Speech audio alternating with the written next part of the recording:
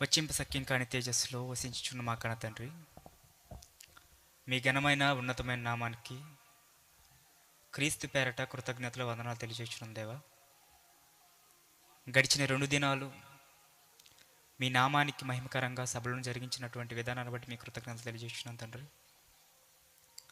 ఈ 3వ దినాన్ని కూడా మీ విలువైనటువంటి మాటలను మీ పిల్లలకు అందజేయాలని మీ సన్నిధిలో నిలవబడి ఉండగా మీ ఆత్మ సహాయాన్ని నాకు అనుగ్రహించండి.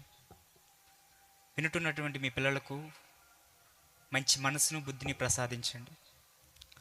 విన్నటువంటి వాక్యాన్ని విడిచిపెట్టక వాక్యాన్ని అనుసారంగా నడవడానికి మా జీవితాలను సరిచేసుకుని మిమ్మల్ని చేరేటువంటి భాగ్యాన్ని మీరు మాకు ప్రసాదిస్తారని నమ్ముతూ క్రీస్తు పేరట ఈ ప్రార్థనను అడిగి వేడుకుంటున్నాను మా కన్న తండ్రి, ఆమేన్.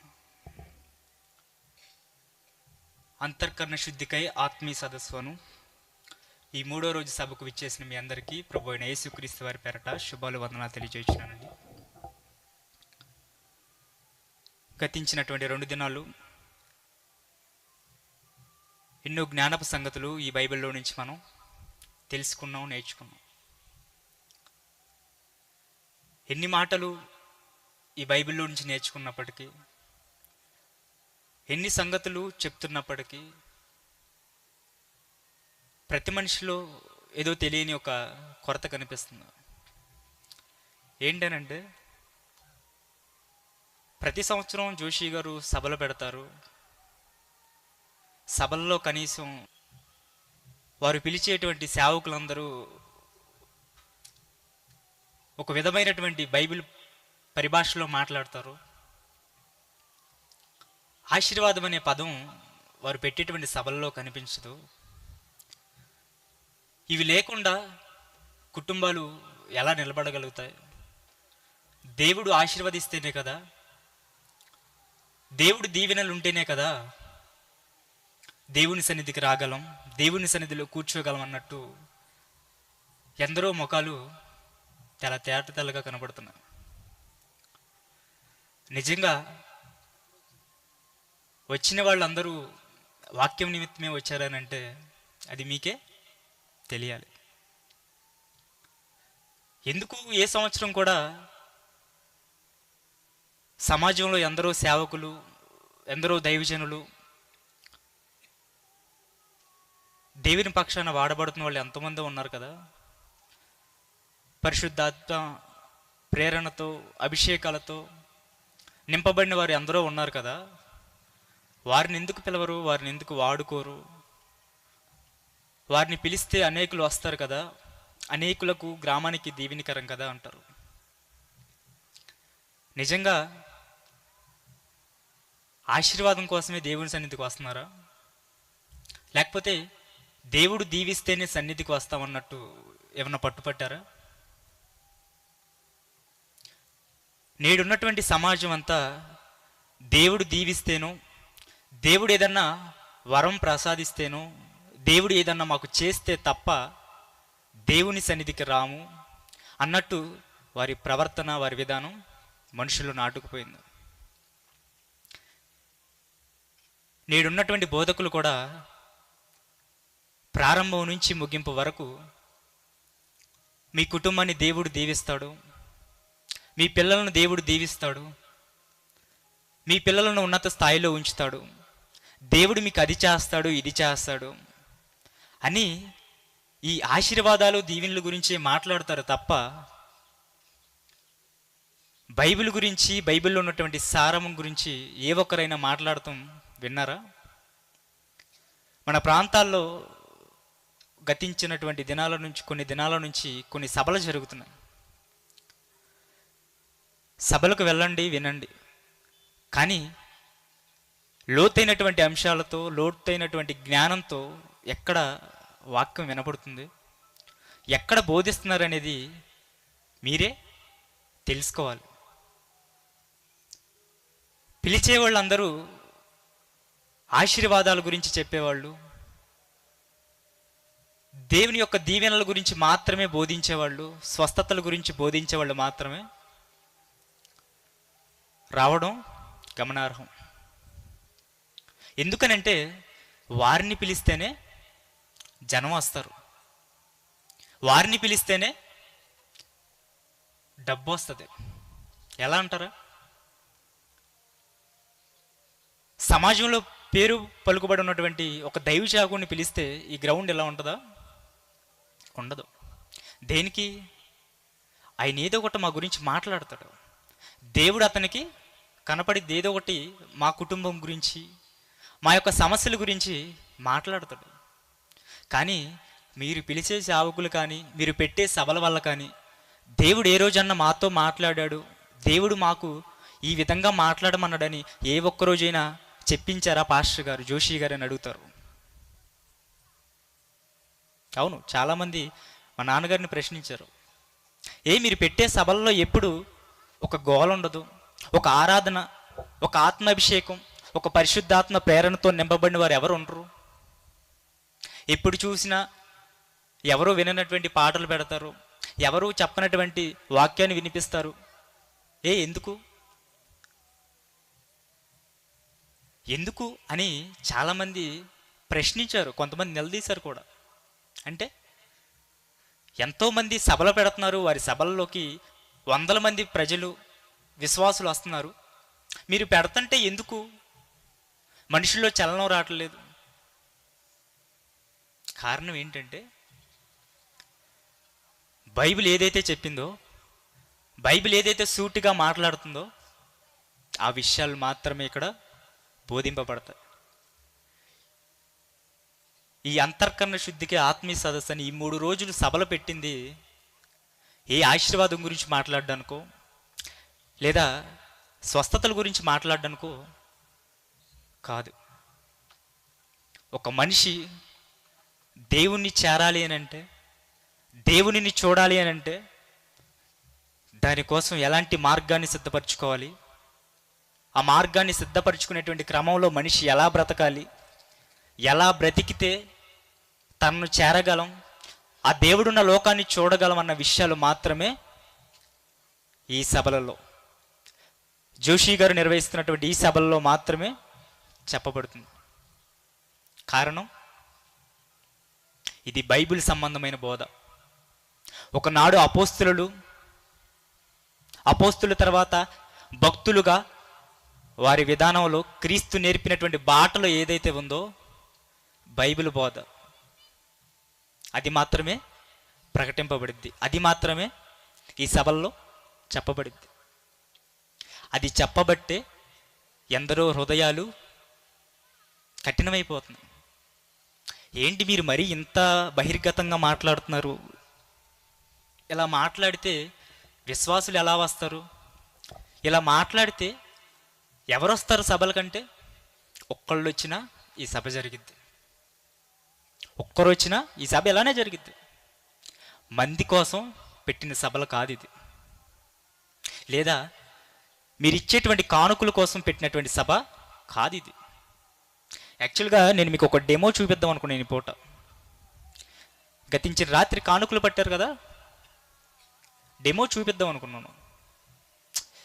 అంటే ఎవరినో ఒకరిని కించపరిచినట్టు ఉంటుంది, ఎవరినో ఒకరి హృదయాలను గాయపరిచినట్టు ఉంటుందని చెప్పలేదు, చూపించట్లేదు. అంటే దీని ఉద్దేశం ఏంటంటే, నీ చీర అలా ఉంది, నీ షర్ట్ అలా ఉంది, నీది అలా ఉంది, నాది ఎలా ఉంది అని చెప్పుకుంటే వాక్యం ఎవరంటారు చెప్పండి? వేల మంది ప్రాంగణంలో ఉంటే వేదిక మీద వాక్యం వినపడుతుంటే ఎవరంటారు చెప్పండి? వినరు. అదే ఒక్కడనుకో శ్రద్ధగా వింటాడు, చెప్పేవాళ్ళకు కూడా ఇంట్రెస్ట్ వస్తుంది. అంటే నేను ఎందుకు చెప్పానంటే ఇదంతా, నేడున్నటువంటి మనుషులు దేని మీద దృష్టి పెట్టారనంటే, ఏ సేవకుడు వస్తే ఎక్కువ మంది జనం వస్తున్నారు, ఏ సేవకుడు వస్తే ఎక్కువ ఆర్భాటం కనబడుతుంది, ఏ సేవకుడు వస్తే జనం తండోపతండాలుగా ప్రాంగణం నిండా నిండిపోతున్నారన్న విషయాన్ని చూస్తున్నారు తప్ప, ఏ సేవకుడు వస్తే వాక్యం చెప్తున్నాడు, ఏ సేవకుడు వస్తే బైబిల్లో విషయాలను మాత్రమే మాట్లాడుతున్నాడు అన్న విషయాన్ని మనం గమనించలేకపోతున్నాం. చాలామంది చెప్పే మాట ఏంటంటే, అందరూ సేవకులే కదా, అందరూ బైబిల్ నుంచే కదా చెప్తారండి. అవును, బైబిల్ నుంచే చెప్తారు, కానీ ఏం చెప్తారన్నది కూడా చూసుకోవాలి. దేవుడు అదే చెప్పాడు మార్క్స్ వార్తలో, మీరేమి వినిచున్నారో జాగ్రత్తగా చూసుకోవాలి, వినాలి కాదు, జాగ్రత్తగా చూసుకోవాలి. ఎక్కడ? బైబిల్లో. ఈ 66 పుస్తకాల్లో సేవకుడు, వేదిక మీద నిలబడినటువంటి సేవకుడు ఏ మాట చెప్తున్నాడు, ఆ మాట వాక్యానుసారంగా ఉందా లేదా? సొంత మాటలు చెప్తున్నాడా, లేకపోతే అక్కడ ఉన్నటువంటి భావాన్ని, అక్కడ ఉన్నటువంటి తాత్పర్యాన్ని మార్చి చెప్తున్నాడు అన్న విషయాన్ని గమనించాలి.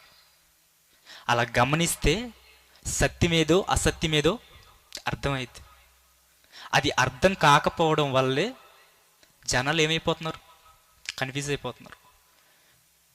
డూప్లికేట్కి ఒరిజినల్కి అంటే ఒరిజినల్ ఏదో నకిలీ ఏదో గమనించలేకపోతున్నారు. కాబట్టి నేడున్నటువంటి సమాజంలో కూడా అన్ని విధాలుగా అన్ని రంగాల్లో ఈ విధానం అనేది నిండిపోయింది. ఇప్పుడు ఒక ఫోన్ కొనాలి, ఒక ఐఫోన్ కొనాలి, ఒరిజినల్ పీస్ ఎలా ఉంటుందో దాని డూప్లికేట్ నకిలీ కూడా అలానే ఉంటుంది. దాన్ని మనం గుర్తించలేం.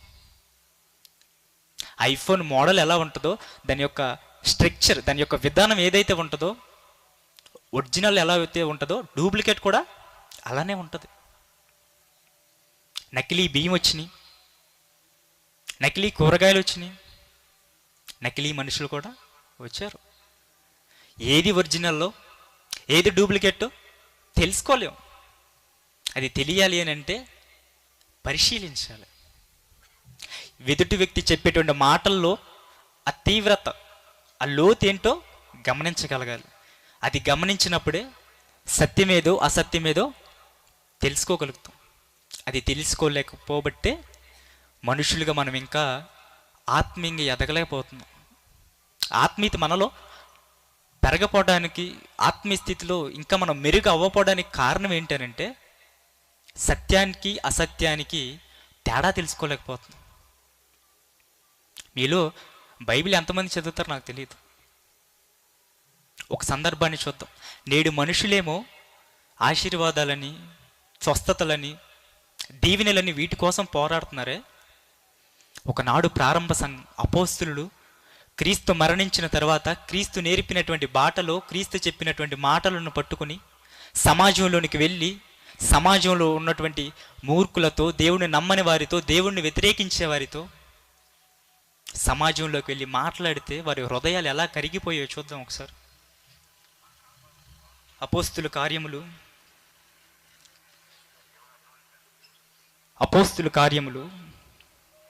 2వ అధ్యాయము 36వ వచనం. అపోస్తుల కార్యములు 2వ అధ్యాయము 36వ వచనము. మీరు సిలువ వేసిన ఈ యేసుని దేవుడు ప్రభువుగాను క్రీస్తుగాను నియమించును.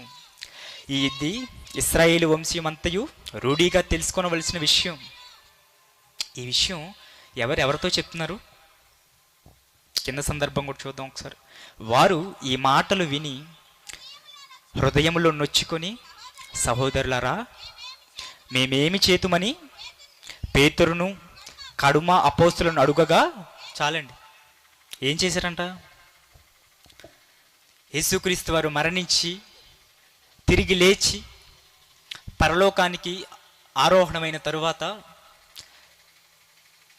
తన శిష్యులుగా, అపోస్తులుగా నియమించినటువంటి 12 మంది శిష్యులు ఏం చేస్తున్నారంటే క్రీస్తు చెప్పినటువంటి మాటలను, క్రీస్తు నేర్పినటువంటి ఆ బోధను పట్టుకుని సమాజంలోనికి వెళ్ళారు. సమాజంలోనికి వెళ్ళి సమాజంలో ఉన్నటువంటి వ్యక్తులను మార్చడానికి ప్రయత్నిస్తున్నారు. ఏం చెప్తున్నారు? యూదులు క్రీస్తుగా నమ్మట్లేదు. మెస్సయ్య వస్తాడు, దేవుడు చెప్పాడు, మా పితరులతో మాట్లాడాడు కదా, వాగ్దానం చేశాడు కదా, మెస్సయ్య వస్తాడు అని చెప్పి ఎదురు చూస్తున్నారు. అపోస్తులు ఏం చేస్తున్నారు? మీరు ఎదురు చూస్తున్నటువంటి మెస్సయ్య ఎవరు? ఈ క్రీస్తే.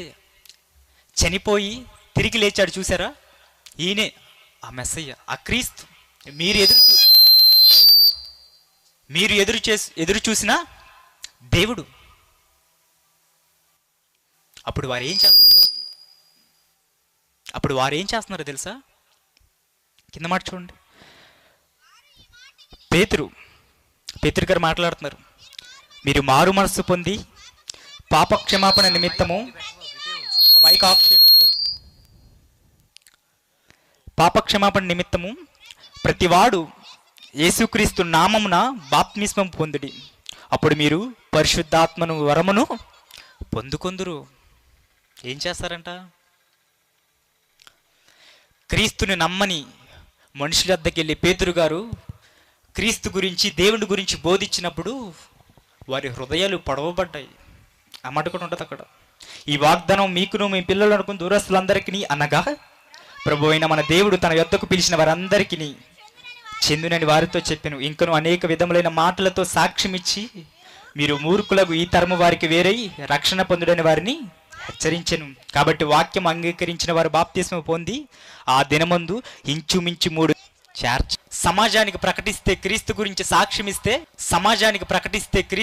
సాక్ష్యమిస్తే అక్షరాల ఇంచుమించు 3,000 మంది మారు మనసు పొందడానికి పేతురు గారి దగ్గరికి వచ్చారంట. అయ్యా, మీరు వాక్యం చెప్పారు, మీ వాక్యం మా హృదయానికి అంటుకుంది, మా హృదయానికి తాకింది, మేమేం చేయాలి అని అడిగినప్పుడు చూడండి అన్నమాట. 38వ వచనం, మీరు మారు మనసు పొంది పాపక్షమాపణ నిమిత్తము ప్రతివాడు క్రీస్తు నామమున బాప్తిస్మము పొందుడి. చాలండి. పేతురు గారు వెళ్ళి వాక్యం చెప్పిన తర్వాత చలనం వచ్చి మేమేం చేయాలయ్యా, మేమేం చేయాలి ఇప్పుడు అని అడిగినప్పుడు బాప్తిస్మం తీసుకోవాలి. ఎవరి నామానా? క్రీస్తు నామానా బాప్తిస్మం తీసుకోవాలి మీరంతా అని చెప్పిన వెంటనే తక్షణంగా బాప్తిస్మం తీసుకున్నారు 3,000 మంది. 3,000 మంది బాప్తిస్మం తీసుకుని సంఘంలోకి వచ్చారు కదా. ఎవరిలాగా? మనలానే. ఇప్పుడు మనం కూడా బాప్తిస్మం తీసుకున్నాం. తీసుకుని సంఘంలోనికి వచ్చామా? వచ్చాం. వచ్చి ఏం చేస్తున్నాం? ఎదురు చూస్తున్నాం. దేవుడు ఎప్పుడు దీవిస్తాడా, దేవుడు ఎప్పుడు ఆశీర్వదిస్తాడా, నా పంట పండట్లేదు, పిల్లలకి పెళ్ళి అవ్వటం లేదు, అన్ని అప్పులు, అన్ని సమస్యలు అని చెప్పి ఎదురు చూస్తున్నారు. దేవుడు ఎప్పుడు దీవిస్తాడు, ఎప్పుడు ఆశీర్వదిస్తాడు అని చెప్పి దీనమైన మనసుతో దేవుడి వైపు చూస్తున్నారు. క్రీస్తు చెప్పినటువంటి మాటలను బట్టి, క్రీస్తు తరపున సాక్ష్యం ఇచ్చినటువంటి సేవకుల నిమిత్తం మేము బాప్తిస్మం తీసుకున్నాం కదా, మా హృదయం మారింది కదా, దేవుని సన్నిధికి వచ్చాం. మరి దేవుడి సన్నిధికి వచ్చి దేవుడిని ఏదైనా అడిగితే దేవుడు ఇస్తాడు కదా. అడుగుతున్నాం. కుటుంబంలో పరిస్థితులు బాగాలేదు, అన్ని అప్పులు, సమస్యలు. దేవుడు దీవించాలి కదా, దేవుడు ఆశీర్వాదం ఇవ్వాలి కదా. మరి మేము సంఘంలోనికి వచ్చి బాప్తిజం తీసుకుని ఎన్ని సంవత్సరాలైనా మా కుటుంబం అలానే ఉంది, మా సమస్యలు అలానే ఉన్నాయని నిట్టూరిపోతున్నారు. నేడు ఉన్నటువంటి సంఘాల్లో విశ్వాసులు. మరి నిజంగా ప్రారంభ సంఘంలో 3,000 మంది బాప్తిజం తీసుకున్నారే. ఆ తర్వాత మరొకసారి వెళ్ళి సమాజంలోనికి వెళ్ళి పేతురు గారు ప్రసంగించినప్పుడు 5,000 మంది మారారు. ఇంచుమించు ప్రారంభ సంఘంలోనికి 8,000 మంది చేర్చబడితే ఇంచుమించు 8,000 మంది. మొదటి ప్రసంగానికి ఏమో 3,000 మంది, రెండవ ప్రసంగానికి ఏమో 5,000 మంది పురుషులు, స్త్రీలు కాకుండా. ఇంచుమించు 8,000 మంది సంఘంలోనికి చేర్చబడితే వీరందరూ దేనికోసం ఎదురు చూశారు? వీరందరూ వేటి కోసం ఎదురు చూశారు? దేనికోసం చూశారు? మనలాగే ఆశీర్వాదాల కోసం చూశారా? మనలాగే దీవెనల కోసం ఎదురు చూశారా? ప్రాకులాడారా? లేదండి. క్రీస్తుని, దేవుని యొక్క దైవత్వాన్ని సంపూర్ణంగా ఎరిగారు. ఆనాడు అపోస్తలులు కూడా అదే విధంగా సాక్ష్యం ఇచ్చారు. ఆ సాక్ష్యం ఏం చేసింది? వారిని కృంగదీసేసింది. దేవుని కోసం ఇప్పటికిప్పుడు చనిపోమన్నా చనిపోవడానికి సిద్ధమైపోయారు. ఇప్పటికిప్పుడు మీ ప్రాణాన్ని దేవుని కొరకు అర్పించేయండి అన్నా సిద్ధపడిపోయారు. ఈరోజు ఎవరైనా సంఘంలో దేవుడి కొరకు చచ్చిపోయింది అంటే ఎవరైనా ముందుకు వస్తారా? దేవుడి కొరకు కార్యక్రమం జరుగుతుంది, వచ్చి ఒక అరగంట పని చేయండి అంటేనే 100 సాకులు చెప్తాం. ఇంటి దగ్గర పని అవ్వలేదు, గేదెలు ఉన్నాయి, పంట పొలాలు ఉన్నాయి, రకరకాల కారణాలు చెప్తారే. ఇటువంటి స్వభావము, ఇటువంటి తీరు కలిగినటువంటి మనుషులు దేవుని కోసము, క్రీస్తు కోసము ప్రాణం ఇస్తారంటే ఎవరు నమ్ముతారు చెప్పండి? మీరందరూ విశ్వాసులే కదా, బాప్తిస్మం పొందారు కదా, క్రీస్తు నిమిత్తము క్రీస్తుకు శిష్యులు అవుతారనే కదా సంఘంలోనికి చేర్చబడ్డారు. శిష్యుడు అంటే ఏంటి? తనకున్నటువంటి గురువు నిమిత్తం ఏదైనా చేయగలిగిన వాడు. తన గురువు అడిగితే ఏదైనా చేయగలిగినటువంటి సమర్థత కలిగిన వాళ్ళే శిష్యులు. మరి ఇప్పుడు మీరందరు శిష్యులా? చెప్పండి. సంఘంలోనికి వచ్చిన వీరంతా ఎవరు? భూదిగంతములకు వెళ్ళి నా గురించి సాక్ష్యం ఇచ్చి నాకు శిష్యులుగా చేయండి. మరి క్రీస్తుకు శిష్యులైనటువంటి మీ అందరూ క్రీస్తు కొరకు ప్రాణం ఇవ్వడానికి సిద్ధంగా ఉన్నారా? లేదు. కానీ ప్రారంభ సంఘం ఎలా ఉంది తెలుసా? పేతురు గారు ప్రసంగించిన తరువాత వారి విధానం మొత్తం మారిపోయింది. ఒకటే గన్ షాట్. ఇన్నిసార్లు సభలు పెట్టి ఇన్నిసార్లు బోధించలేదు. ఒకటే వేదిక, ఒకటే ప్రసంగం, 3000 మంది. రెండో మారు ఒకటే వేదిక, ఒకటే ప్రసంగం, 5000 మంది. మారిన వీరంతా దేనికోసం ఎదురు చూశారు? దేనికోసం ప్రాకులాడారు తెలుసా? తమ ప్రాణాలను, తమ చరచర ఆస్తులను దేవునికి ఇవ్వడానికి సిద్ధమైపోయారండి.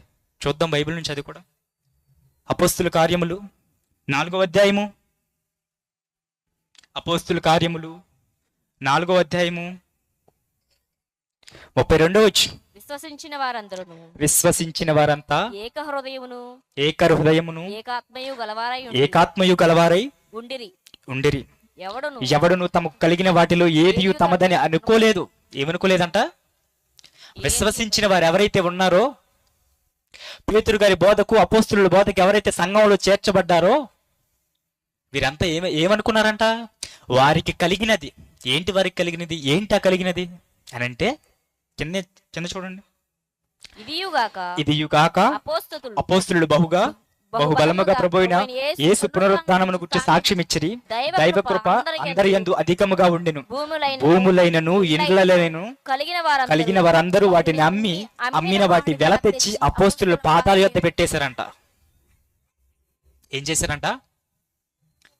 వారికి కలిగిన సమస్తాన్ని తీసుకొచ్చి వాటి యొక్క తాలూకా ఆ వచ్చిన వెల, అమ్మిని తాలూకా వచ్చినటువంటి వెల ఏదైతే ఉందో, సంపద ఏదైతే ఉందో తీసుకొచ్చి అపోస్తుల పాదాల యొద్ద పెట్టేశారంట. దేనికి ఇవ్వాలి? ఇంకొక మాట ఉంటుంది చూడండి, చరచర ఆస్తులని. అపోస్తుల కార్యములు 2వ అధ్యాయము 45వ వచనం.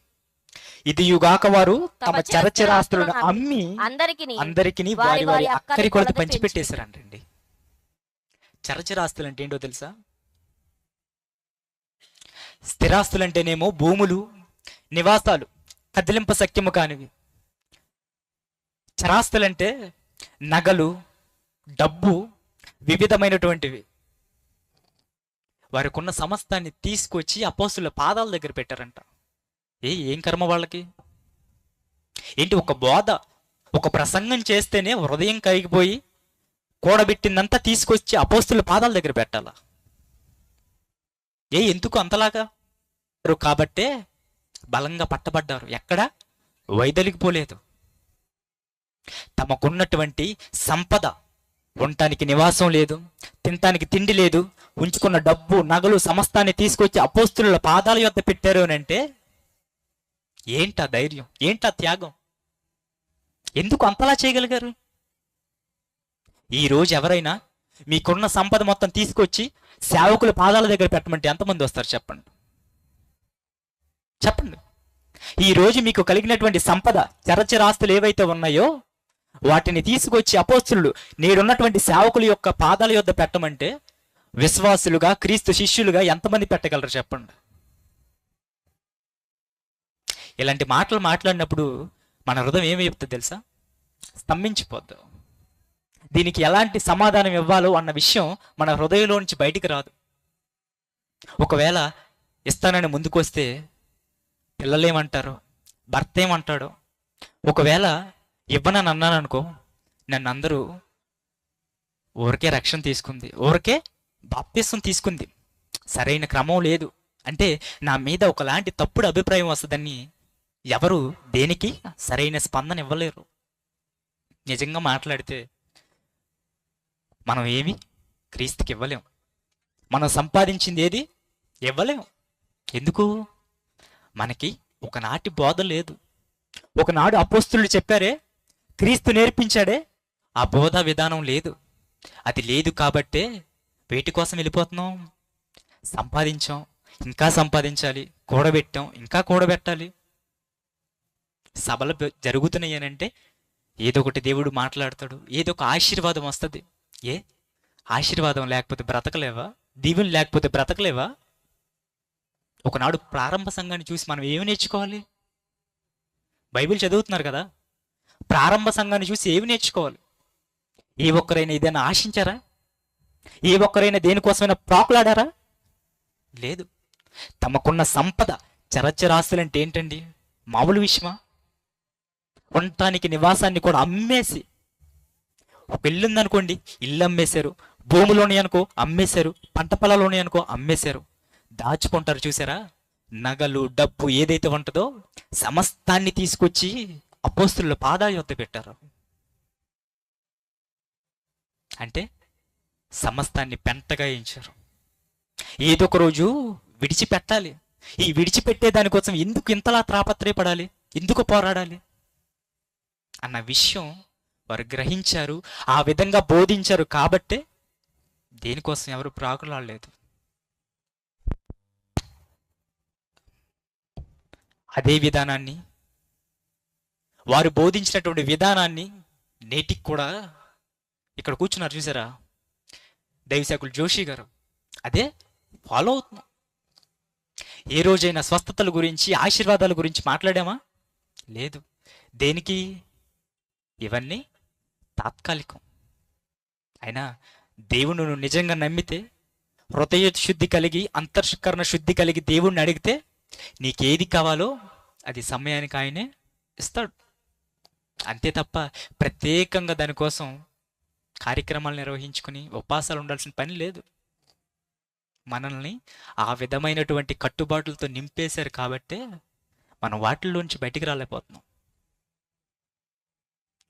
ఇప్పుడు ఇంతమంది ఉన్నారు కదా, వచ్చే సంవత్సరం ఈ గ్రౌండ్ మొత్తం ఫిల్ చేసామంటారా? ఈ గ్రౌండ్ మొత్తం బహురద్దీగా, అంటే ఎటు చూసినా జనం వచ్చేలా చేయమంటారా? చెప్పండి. ఈ గ్రౌండ్ ఇప్పుడు ఎలా ఉంది కదా, వచ్చే సంవత్సరం స్టేజ్ ఇంకా వెనక్కి వెళ్ళి ఈ గ్రౌండ్ మొత్తం నింపేసేయమంటారా? చిటికలో పని. అది చిటికలో పని. మీరే నియమించిన సమయానికంటే ముందే వస్తారు, వదిలిపెట్టినటువంటి సమయానికంటే వెనక వెళ్తారు. చేయమంటారా? చేతకాక కాదు, అది చేయలేక కాదు. అది చేస్తే మీ అందరిని ఎక్కడ తీసుకెళ్ళినట్టు తెలుసా? పాతాళానికి. పెట్టేటువంటి నిర్వాహకులు, వచ్చేటువంటి మిమ్మల్ని కట్టకట్టి నరకానిలోకి వేసినట్టు అయిపోద్ది. అలాంటి బోధ చేయలేక కాదు. ఎన్నో అవకాశాలు, ఎన్నో సభలు. మీరు ప్రతి సంవత్సరం నిర్విరామంగా సభలు జరిగిస్తారు కదా, ఈ సంవత్సరం మమ్మల్ని పిలవండి. మీకు ఎంత ఖర్చు అయితే అవుతుందో ఈ సభల నిమిత్తం మేము ఇస్తాం. మీకు చేతికి మట్టి అంటదు. ఇన్ని అవకాశాలు వచ్చినాయి తెలుసా? మీరు నిర్విరామంగా సభలు జరిగిస్తారు కదా, ఆ సభలకు ఎంతైతే ఖర్చు అయిద్దో ఆ ఖర్చు మొత్తం మేము ఇస్తాం. మీకు కూడా కొంత ఇస్తాం. దేనికి? షేరింగ్ అంటారు తెలుసా? ఒక భాగాన్ని నమ్మినప్పుడు దానిలో షేర్లు ఉంటాయి. నీకింత, నాకింత, నీకింత, నాకింత, అలా డీలింగ్స్ మాట్లాడుకోవచ్చు. ఒక పెద్ద దైవజనుని పిలిచేసి పెద్ద వేదికేసి అడావుడి చేస్తే మేము పిలవవసరం లేదు, మీరే వచ్చేస్తారు. అది చేతకాకో తెలియకో అమాయకులయ్యో కాదు. సత్యం, ప్రారంభ సంఘం ఏదైతే బోధించిందో, క్రీస్తు అపోస్తులు ఏదైతే విధానంలో నడిపించారో ఆ విధానంలోనికి మిమ్మల్ని అందరినీ చేర్చాలి. మిమ్మల్ని అందరినీ ఆ విధంగా క్రీస్తు కొరకు ఏదైనా చేయగలిగినటువంటి విధానంలోనికి తీసుకురావాలనే ఈ యొక్క తాపత్రయం. అంతే తప్ప ఈ సభలు జరిగించాలి, ఈ గ్రౌండ్ నింపాలంటే పెద్ద పని కాదు అది. ప్రియమైన దేవుని వాళ్ళారా, ఈ సభలు పెడుతుంది కేవలం సత్యాన్ని మీకు చేరవేయాలని. బైబిల్లో ఉన్నటువంటి ఎన్నో విషయాలు మీ కళ్ళకు కనుమరుగు చేశారు. నేడున్నటువంటి సేవకులు సత్యాన్ని సత్యంగా ప్రకటించట్లేదు.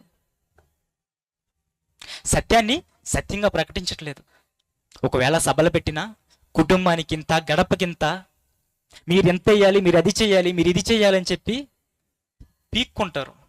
ఏంటివి? డబ్బులు. ఏ రోజైనా అడిగారా? ఏ రోజైనా చేయి చాపారా మీ దగ్గర? లేదు.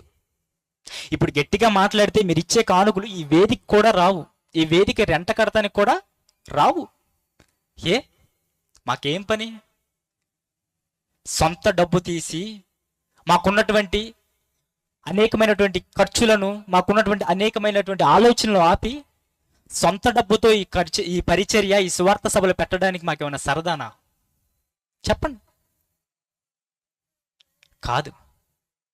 ఇప్పుడు సంపాదించిన సంపాదన, ఇప్పుడు కూడబెట్టిన డబ్బంతా ఏదో ఒక రోజు విడిచిపెట్టాలి. ఏమో ఇప్పుడు ఎలా ఉన్నాం, మరో క్షణం చనిపోవచ్చు. సంపాదించిన డబ్బంతా ఎవరు వాడుకుంటారు? ఎవడో తెలియని వాడు వచ్చి అనుభవిస్తాడు. అదేదో బ్రతుకున్నప్పుడే క్రీస్తు కొరకు, దేవుని కొరకు ఖర్చు చేసామనుకో, ఎవరి లెక్కలో ఉంటుంది? మన లెక్కలో పరలోకంలో జమ చేయబడుతుంది. ఆ విధానంలోకి మిమ్మల్ని తీసుకురావాలని ఈ సత్యాన్ని ప్రకటిస్తున్నాం. మా అన్నకి నాకు గట్టిగా కొడితే 25 సంవత్సరాలు ఉండవు. 25 సంవత్సరాలు ఉండవు. 10 లక్షల రూపాయల ప్రాజెక్ట్ స్టార్ట్ చేసాం. 10 లక్షల రూపాయల ప్రాజెక్ట్. అలా అని చెప్పి సంఘాల్లో ఏమీ లేవు, అలా అని చెప్పి పెద్ద సాఫ్ట్వేర్ ఇంజనీర్స్ ఏం కాదు. చిన్న ఉద్యోగాలు చేసుకుంటూ దేవుని కొరకు, మేమున్నటువంటి సమాజం కొరకు ఏదైనా కొత్తగా క్రీస్తుని పరిచయం చేయాలి. ఎంతరో దేవుణ్ణి తెలియని వారు, దేవుని గురించి తెలిసిన దేవునిలోనికి రాని వారు అనేకులు ఉన్నారు. వారిని దేవుని వైపు నడిపించాలి అని చెప్పి ఎన్నో విధాలైనటువంటి కార్యక్రమాలకు పూనుకున్నాం. దేనికి? మాది యవ్వనమే కదా. 10 లక్షలు పెడితే కారు రాదా? 10 లక్షలు పెడితే మంచి ఇల్లు కట్టలేమా? చాలామంది అంటారంట, అయ్యగారు మీకు సంఘం లేదు కదా, చర్చ్ లేదు కదా, చర్చ్ కట్టొచ్చు కదా అన్నారంట. ఇప్పుడు ఆ 10 లక్షలు చర్చి కడితే కట్టలేమా? బ్రహ్మాండమైన చర్చి కట్టొచ్చు. తెలీదా మీకు? 10 లక్షల రూపాయలు పెడితే బ్రహ్మాండమైన చర్చి కట్టొచ్చు. 10 లక్షల రూపాయలు పెడితే బ్రహ్మాండమైన కారు కొనొచ్చు. మీ అందరికి తెలుసు 10 లక్షల రూపాయలతో ఏమేం కొనొచ్చు, ఏమేం చేయొచ్చు. కానీ వాటిని వేటిని చేయడానికి మేము పూనుకోవట్లేదు. సంఘం కట్టలేకో, చర్చి కట్టలేక కాదు. ఇప్పుడు ఒక గ్రామంలో ఒక చర్చి కట్టామనుకో, దానివల్ల మారిన గ్రామం. చింతమొట్టు అంటే ఎవరికి తెలియదు, అంతా హైందవ సోదరులు. వారి మధ్య సంఘం కట్టి, చర్చి కట్టి ఏం చేస్తాం చెప్పండి? వారి మధ్య సంఘం కట్టి ఏం చేస్తాం చెప్పండి? కట్టలేక కాదు, ఎన్నో అవకాశాలు. ఎన్నిసార్లు మా ఇంటికి ఫారినర్స్, మీరు అంటారు చూసారు, తెల్లోళ్ళు ఎన్నిసార్లు వచ్చారో, ఎన్నిసార్లు మాట్లాడారో, ఎన్నిసార్లు వారితో సంబంధాలు కుదిరినాయో తెలుసా? మా పక్కన ఒక అరెకరం ఉంది, అది కొంటామన్నారు తెలుసా? ఒక అరెకరం ఉంది, అది కొంటాం, దానిలో సంఘం కట్టుకోండి, దాంట్లో ఇల్లు కట్టుకోండి, మీకు కావలసినటువంటి సకల సౌకర్యం మేము అందిస్తాం. మా గ్రామంకి వచ్చి అడగండి, ఎన్నిసార్లు తెల్లోళ్ళు వచ్చి మాట్లాడారో, ఎన్నిసార్లు వారితో సంబంధాలు జరిగాయో వచ్చి అడగండి. అవన్నీ కుదిర్చుకోలేక, సంపాదించుకోవాలని ఆశ లేక కాదు. ఒకనాడు ప్రారంభ సంఘం ఏదైతే చేసిందో, తమకున్నటువంటి చరచరాస్తులు అమ్మి అపోస్తుల పాదాల యొద్ద పెట్టారో, ఆ విధంగా అదే బాటలో కూడబెట్టుకోవాలని ఆశ, కోరిక లేదు కాబట్టే ఈ విధంగా సభలు ఎలా చేయగలుగుతున్నాం. అది ఇప్పుడు కారు కొన్నామనుకో మీ అందరికీ అందం, ఒక చర్చి కట్టామనుకో మీ అందరికీ అందం. అలా అందుబాటులో ఉన్నాం కాబట్టే ఒకలాంటి ధోరణ మనుషుల్లో ఉండిపోయింది. అదే అంటున్నాను, చిటికేస్తే వచ్చే సంవత్సరం ఇదే గ్రౌండ్ని నింపేసిన 2వ నెలకి మీరు ఊహించినటువంటి చర్చి కట్టగలం. అది కాదు క్రీస్తు కోరినది, అది కాదు. అపోస్తులుడు చేసినటువంటి ఆ సువార్త, ఆ బాట కొనసాగించాలి. నేడు మన గ్రామాల్లో కూడా దాన్ని తీసుకురావాలి, దాన్ని అమలు చేయించాలి. దానికోసం ఎంతటికైనా వెళ్తాం, ఏదైనా చేస్తాం. మీరు కూడా అదే విధంగా అదే బాటలో వెళ్ళాలి అని చెప్పి సువార్త సభలో మీరు కూడా ఎవ్వరూ ఈ ఆశీర్వాదాలు, ఈ స్వస్థతలు వీటి కోసం ఎదురు చూడకండి. ఇవెన్నో ఇప్పుడు అంతరించిపోయాయి. అంతఃకరణ శుద్ధితో నువ్వు ఎప్పుడైతే దేవుణ్ణి అడుగుతావో అవి దేవుడు సమయానుకూలంగా నీకు ఎప్పుడు ఏది ఇవ్వాలో ఆ సమయానికి ఇస్తాడు. మీ అందరూ కూడా ప్రారంభ సంఘంలో విశ్వాసులు ఎలా అయితే ఉన్నారో, ఎలా అయితే నడుచుకున్నారో అదే విధంగా నడుచుకోవాలి. ఆ విధంగా మర్చుకోవడానికి, నడుచుకోవడానికి ఈ సభ ఏంటో తెలుసా? ఒక తొలిమెట్టు. గతించిన సంవత్సరాల్లో ఎన్నో సువార్త సభలు జరిగాయి. మునుపు కూడా మరిన్ని కార్యక్రమాలు చేయాలని చెప్పి సిద్ధపడుతున్నాం. మీరు కూడా పాలివారు అవ్వండి, సహకారులుగా ఉండండి. డబ్బు విషయం కాదు. నియమించిన సమయానికి రండి, వాక్యాన్ని వినండి, అనేకులకు తెలియచేయండి ఈ సత్యాన్ని. అంతే మీ నుంచి మేము కోరుకునేది. కళ్ళు మూసుకొని ప్రార్థన చేసుకుందాం. పరిశుద్ధుడైన మా కన్న తండ్రి, మీ ఘనమైన ఉన్నతమైన నామమునకు కృతజ్ఞతలు. ప్రవక్తలు, అపోస్తలులు క్రీస్తు వేసినటువంటి బాటల్లో ఒకనాడు ప్రారంభ సంఘం ఎలా అయితే నడిచిందో, ఎలా అయితే తమకున్నటువంటి చరచరాస్తులు అమ్మి వారు అపోస్తలుల పాదాల యొద్ద పెట్టారో, తమకున్నది ఏది తమది కాదని భావించారో, అదేవిధంగా అదే బాటలో మేము నడుస్తూ మాతో ఉన్నటువంటి వారందరినీ నడిపించాలనేటువంటి ఒక సదుద్దేశంతో ఈ సభలో నిర్వహిస్తున్నాం తండ్రి.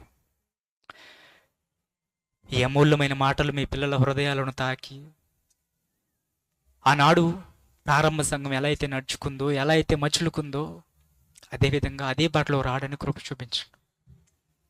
దీవెనల కొరకు, ఆశీర్వాదాల కొరకు కాక, ఒక క్రీస్తు శిష్యులుగా క్రీస్తు కొరకు ఏదైనా చేయగలిగినటువంటి వారిగా ఉండడానికి కృప చూపించండి. చేరుకుడి వచ్చిన నీ పిల్లలందరినీ జ్ఞాపకం చేసుకోండి. దూర ప్రాంతాల నుంచి వచ్చిన నీ పిల్లలందరినీ జ్ఞాపకం చేసుకుని క్షేమంగా వారి గ్రామాలకు తీసుకుని వెళ్ళేలాగా కృప చూపించండి. ముఖ్య వాక్యోపదేశాలుగా విచ్చేసినటువంటి ప్రియమైన అన్నయ్య గారిని బట్టి కృతజ్ఞతలు తెలియజేసిన తండ్రి, వారి ప్రయాణాల్లో క్షేమంగా వారితో ఉండి క్షేమంగా ఈ ప్రాంగణానికి తోడుకుని వచ్చిన విధానం బట్టి కృతజ్ఞతలు తెలియజేయచ్చు. మరి ఇన్ని మాటలు ద్వారా నీ పిల్లలు హెచ్చరింపబడి, వారి హృదయాలు తాకబడి, మీ సన్నిధిలో మరింత ఆత్మీయ ఎదుగులాగా కృప చూపమని కోరుతూ, యేసుక్రీస్తు వారి అతి పరిశుద్ధమైన ఉన్నతమైన నామములో ప్రార్థన వేడుకుంటున్నాను మా కన్న తండ్రి. ఆమేన్.